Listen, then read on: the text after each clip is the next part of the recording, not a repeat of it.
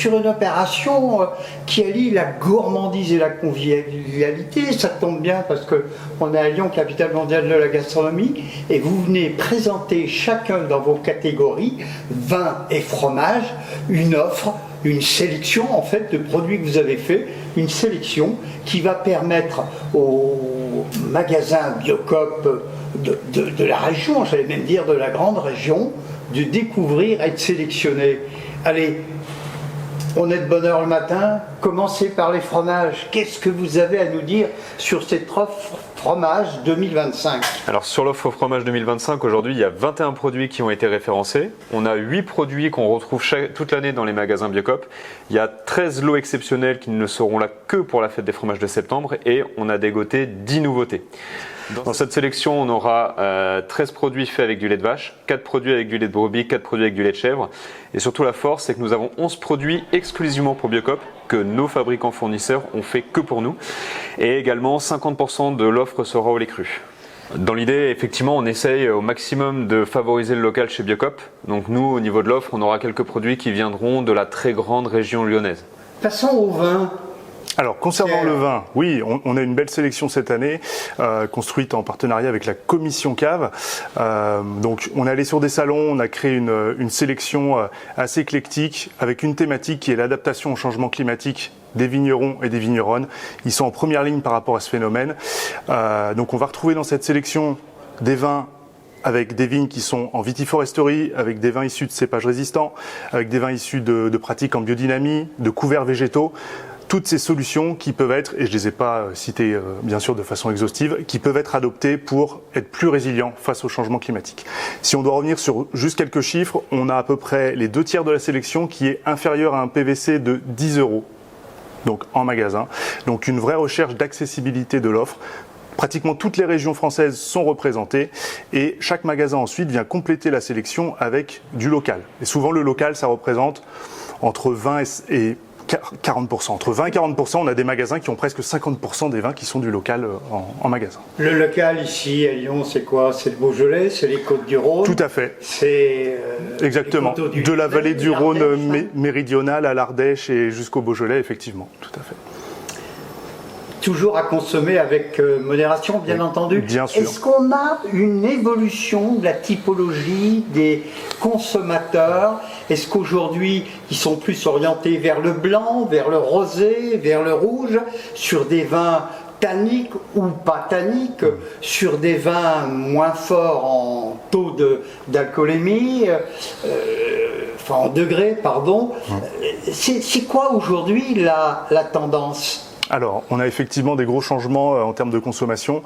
On va voir beaucoup plus et on s'est adapté dans ce sens avec plus de vin blanc, plus de vin effervescent, une proportion moindre de vin rouge. Et par contre, dans les vins rouges, il faut se réinventer, effectivement proposer des vins rouges plus légers, fruités, souples, digestes, on va dire, avec plus de buvabilité, qu'on peut servir un peu frais. C'est vraiment l'idée. Et on a même, pour aller un peu au paroxysme des tendances de consommation, aujourd'hui, une frange de la consommation, ça pousse sur les vins sans alcool. Aujourd'hui, les vins, alors sans alcool, c'est un abus de langage, les vins désalcoolisés. Donc des vins auxquels on a ensuite enlevé l'alcool. Et on a notre première cuvée en vin désalcoolisé qui sort à l'occasion de cette foire au vin d'automne Biocoop. Voilà. Le bio, c'est quelque chose de plus en plus tendance ou pas? Alors, si on prend les chiffres de l'année passée, on a une évolution qui a été à plus 8,5% au global de Biocoop. Sur la cave, on a fait à peu près un plus 4. Donc on va dire que la crise de la bio est plutôt derrière nous. Mais attention, nous on fait tous les efforts nécessaires pour continuer à être le plus proactif possible et arriver à maintenir la barre sur ces progressions. Romain, est-ce qu'il y a une tendance dans les fromages actuellement? Je vois qu'on a quand même des choses qui se tiennent, qui sont colorées, sans doute très gourmandes. Une entre autres, sans doute macérée à base de gemme de raisin.